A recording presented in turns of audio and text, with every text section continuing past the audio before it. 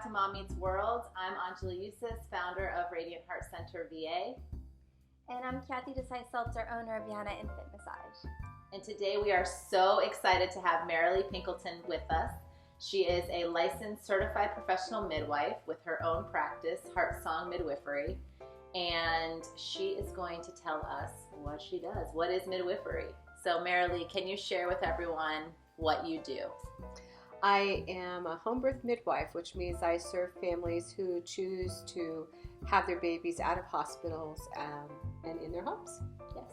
She helped us birth two of our babies here, one here. The two younger ones? Right. The two younger ones, because we were in Virginia.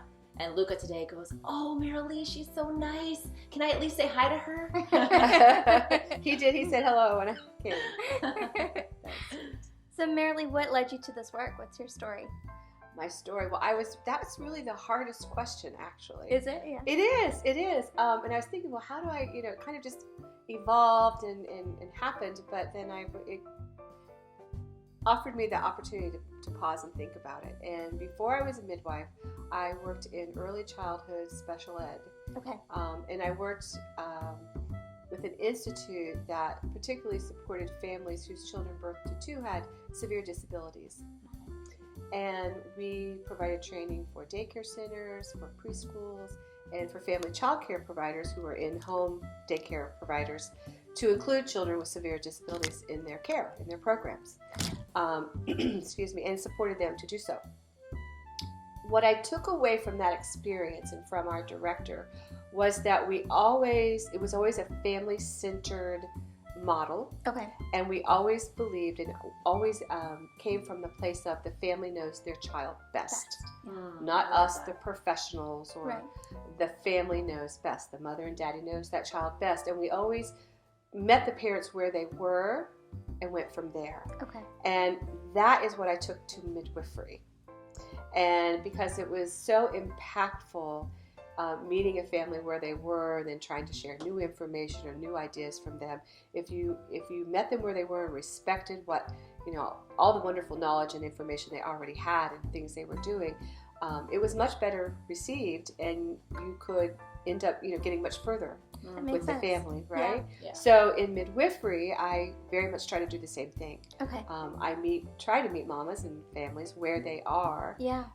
And I really respect and believe that the mother knows her body obviously better than I do, and her baby. Yeah. And her pregnancy and her birth. And so I feel like I'm there to support, I'm there to offer information, but she knows best.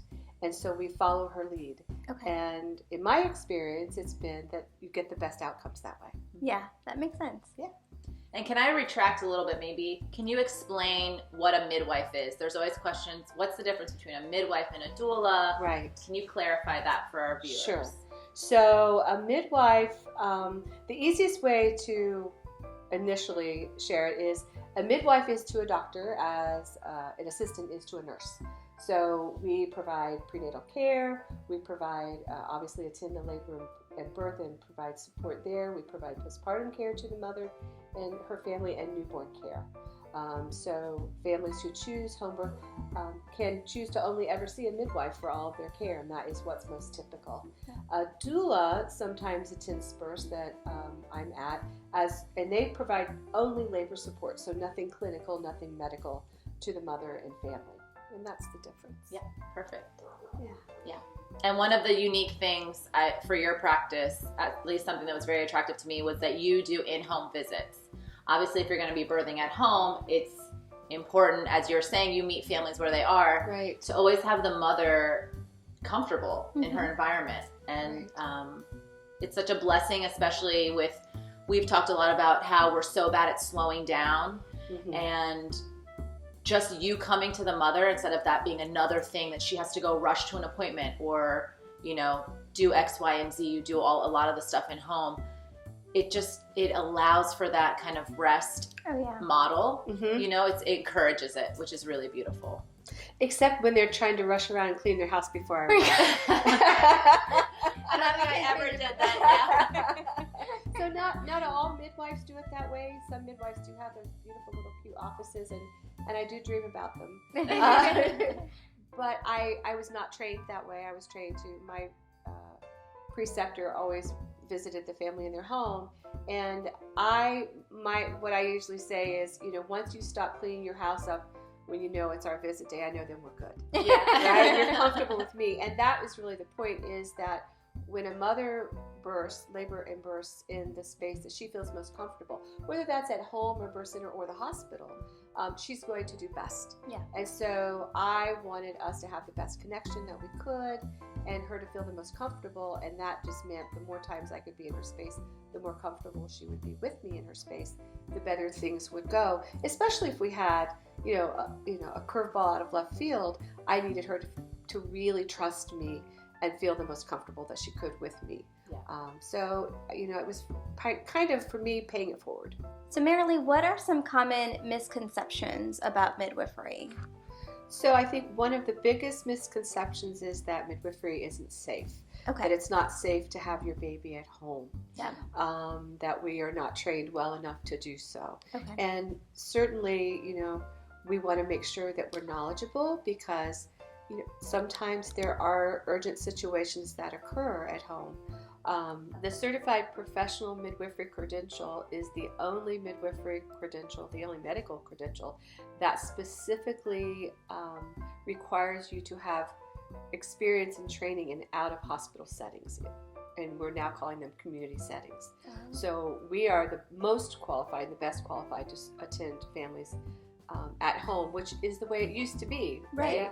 Prior to the 1900s, almost everybody had all their babies at home. My mother and her siblings were born at home, and I used to ask my grandmother to share their birth stories with me.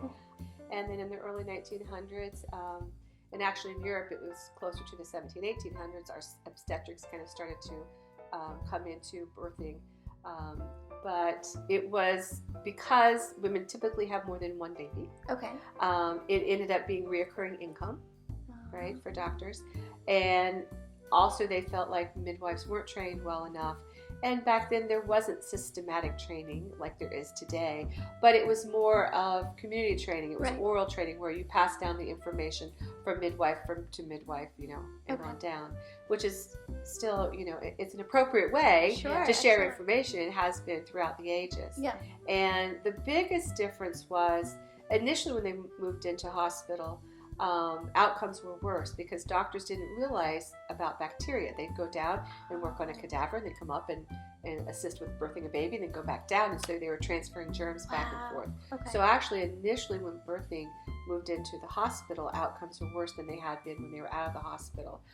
The biggest reason that researchers and historians say that there were challenges with births out of hospital was because of infection, and we didn't have the modern day antibiotics then. So once all of those were developed and came into play, then it was a much more level playing field. But by that time, midwives had been,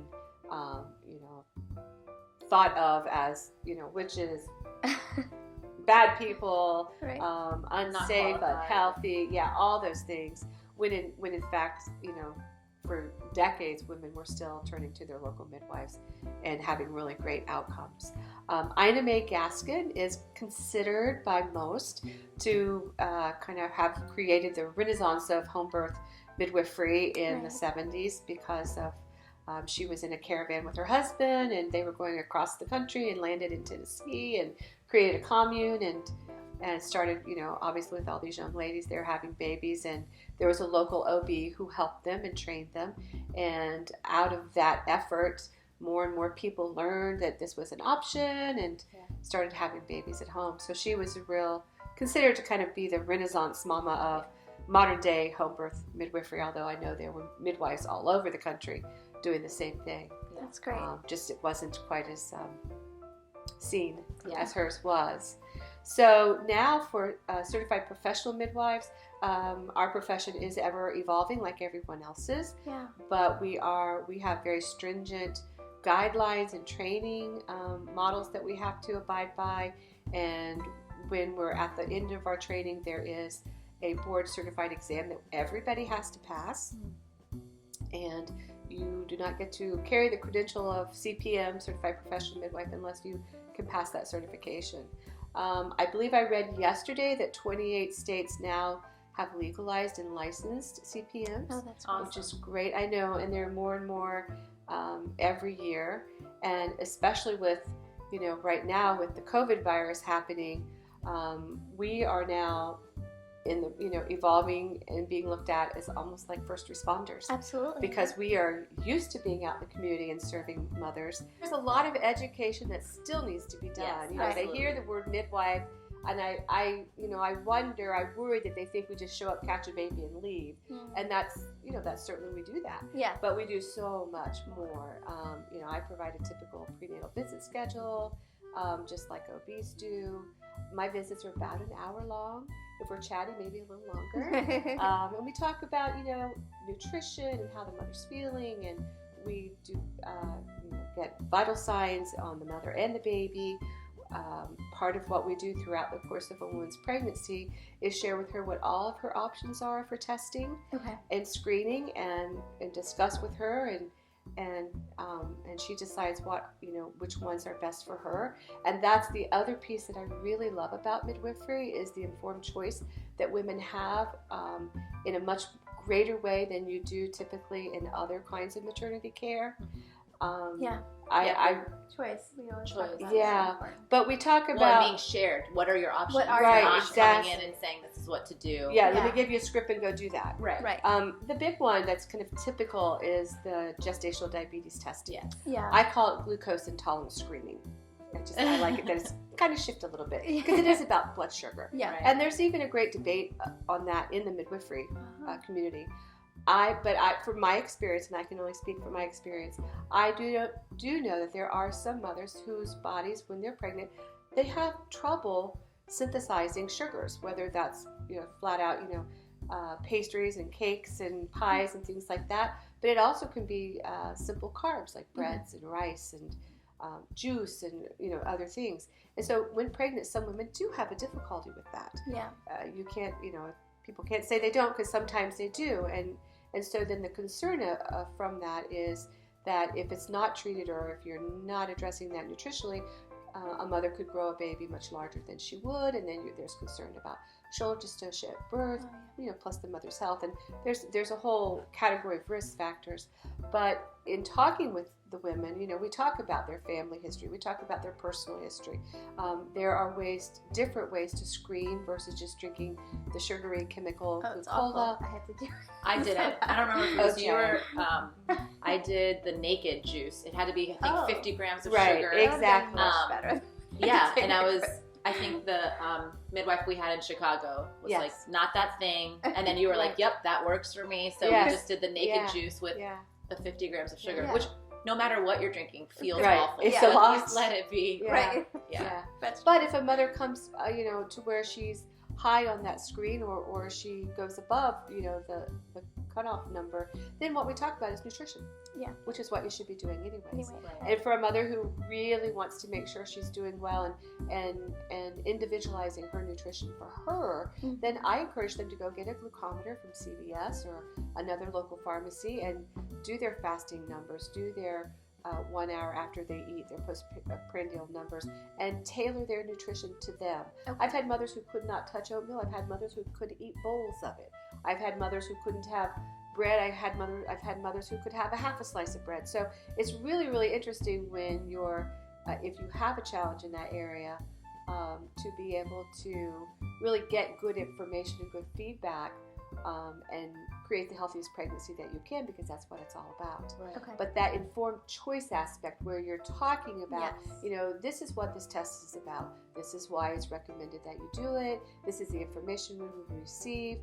If you pass it, fantastic. If you don't, here are a bunch of other options, that you can do, plus additional testing as well. So I really feel like I try to lay out the continuum of options, and then in partnership with the mother, come up with the best plan for her. And I think that individualization of care, because we have the time. Yes. A lot of practitioners only have 10-15 minutes, you're done. Right. Well, you don't even have the time to get to know the family, let alone not. really talk about these kinds of things in this way. And I think that aspect of midwifery is what makes it unique. Okay. I think that's what helps to make it safe. I'm very aware that when I'm in a mother's house, I am not down the hallway from an OR.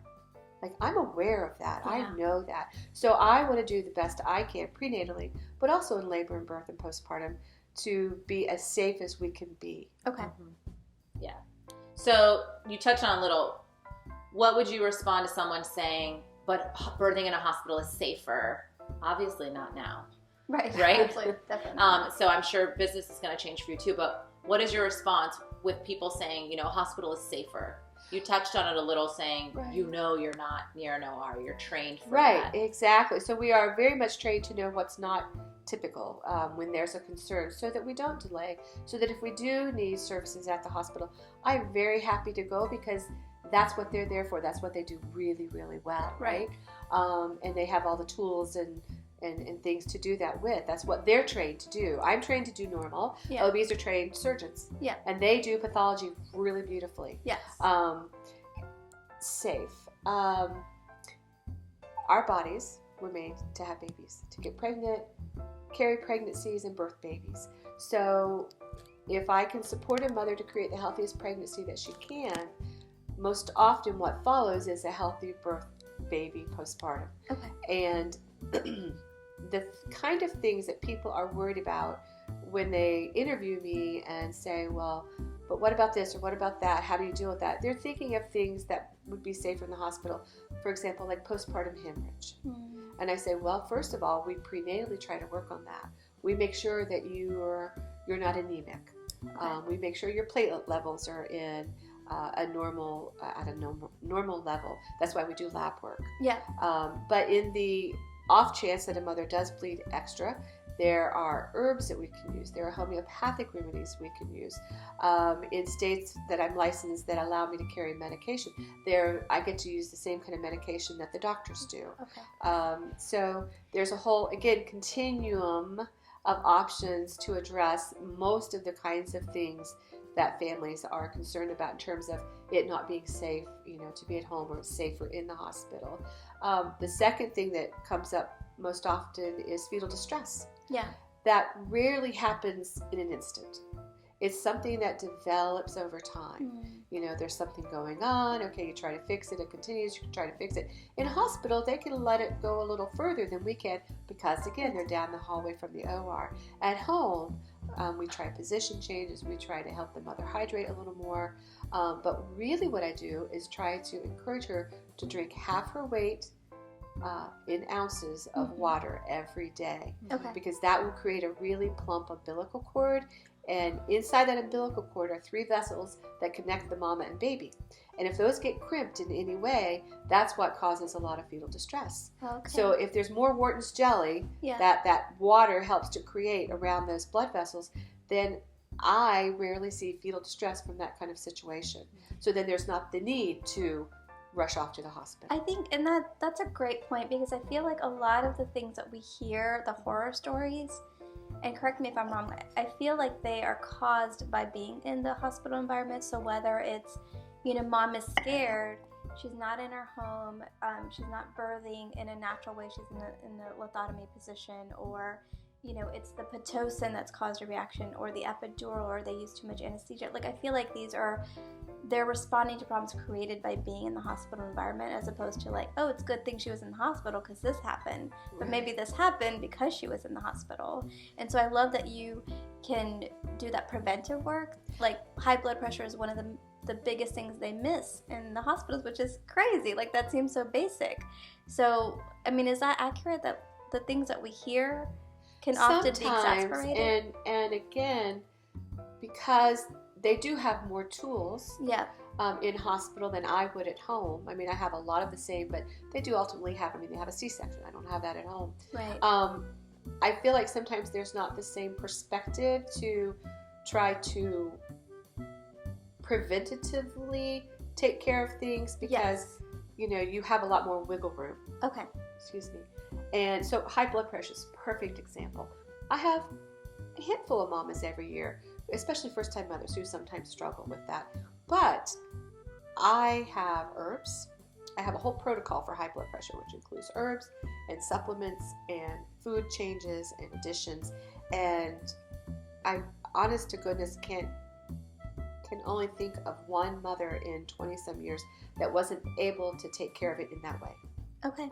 So, and again, you're monitoring, you're doing that work prenatally, so that when you get to labor and birth and postpartum, things are normal. Okay. So we're working, I really feel like prenatal care is really important. That time is very well invested because you're paying it forward so that everything else falls into place. If you're only getting a 10-minute visit, right, you just cannot thoroughly address all the issues. And I know that care providers who only are allowed that much time would like more time too. Yeah. But that's just all they're allowed. Yeah. And you really need more time, especially, in pregnancy, because it's, I share with women all the time, birth is wonderful, it's magical, it's emotional, it's spiritual, it's also about plain old body mechanics, it's about a lot of things. Right. And so you need a lot of time to address all those different issues. And in 10 minutes, a mother's not going to open up and share with you about the bad day she's having or how she just can't figure out how to drink that water, and you can't brainstorm with her about how to do it, and because you don't have the time. Yeah. So I think for out-of-hospital providers, midwives, whether they're serving families in a birth center or at home like I do, I think that's where the midwifery model is really unique. Yeah. Is that we have that time to spend, we have that time to get to know, we have that time to share really good information to help the mothers help themselves to be healthier. Okay. And in doing so, we just don't typically have a lot of those concerns that women in hospital or people think that we might have, or that we should be in the hospital because we will have, because they see it in the hospital every day. Right. But I'm taking care of that early. Okay. And I will say, talking about uniqueness, with baby number 3, I called you around 6 or 8 p.m.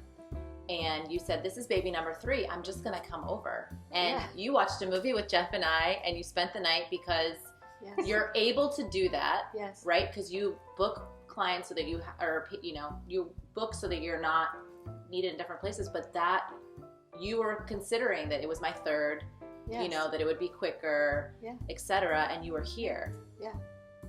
Because sometimes just being there helps the mother feel more comfortable, so she can go into labor. Right. She doesn't have that worry, the what ifs, What if right? she's not here? I want to take every worry away that I can.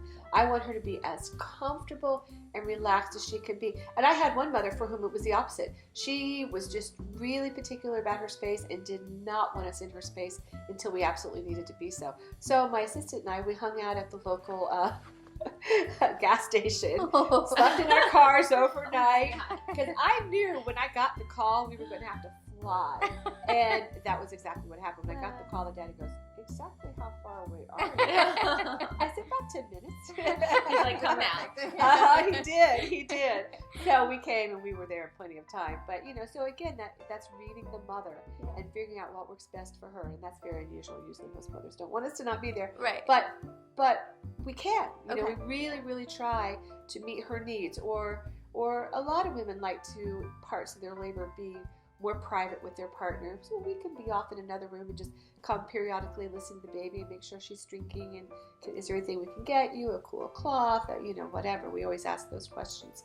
But I just think it's being able to individualize based on each family's needs is really unique. I think the time that we're able to spend with mamas is really unique. When I come to a birth, I don't leave. I'm not in and out. Okay. I'm here until she has the baby. And I think that's, so I've seen so many births and experienced so many births from beginning to end. Hundreds and hundreds of births that way, where, if you're in an out-of-hospital setting, they're coming in and catching the baby.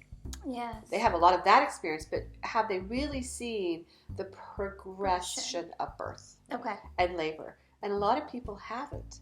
And it's sad because it's really this beautiful, awesome thing, I was just thinking of you in your birth video. It's just so beautiful. It's like, who would want to miss that? Right. Marilee, what are some common challenges that you find families are facing or women are facing with having a midwife or having a home birth? I think one of the typical kinds of questions that I get about that, or that families share with me, is the concern and sometimes lack of support from friends or other family members. Again, it's about the safety question. And so what I do is I invite those folks that are important to them who have concerns to come to a meeting where I can answer all their questions. And usually they have a list. Okay, what do you do when this happens? What do you do when this happens? And because I have answers, they realize that we have a plan. Like, we have trained, we have knowledge, we have a plan. And again, I think there's just a lot of education that needs to be done because people simply don't know. Right. So that's a big one. But usually we're able to alleviate most concerns that way. And then the other thing I think families struggle with is just that most insurance companies don't cover home birth. Yeah. Or if they do, it's very little that they cover. So it makes it a financial strain on families. And it really is confusing to me because home birth midwifery is much less expensive than having a birth in a hospital. Right. And so if insurance companies really want to save money, they would cover us 100%. Yeah. And then some. Yeah, and save the family and the healthcare system billions and billions of dollars, I'm sure. So I think those are two of the biggest challenges I see that families have. Usually by the time they've come to home birth, they're very happy with that choice. So it's not the choice that they're struggling with, it's the things around that sometimes can be challenging. Marilee, what advice would you give to families considering a home birth? Well, what I tell families first and foremost is that they have to have a piece about being at home. If you don't have a piece about being at home, please do not hire me to be your midwife. Because again, it goes back to the fact that women do best if they're in a space where they feel the most comfortable and the best supported. So that's first and foremost. I would ask about their care providers' training. I would ask about how many births they do a month, that they attend a month, because you want to make sure that they're going to have time for you. And I choose to have a smaller practice so I can have time for each mother, the time that she needs. And also because I do all home visits, I'm also doing a lot of traveling. So I need a little more time than maybe others who have that cute little office.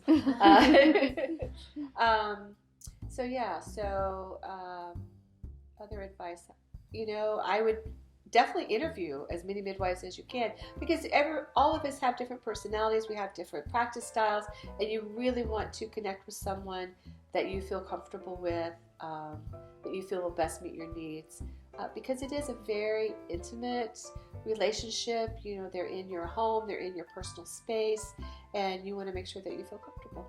I remember you called me dear or darling, and I was like, that's it, her. There was something because you do need that love and that nurture. Yeah. And it was just me even talking to you about meeting you, and you said, okay, dear, and I thought, okay, I feel it's like because you want comfort, right? Absolutely. Your maternal.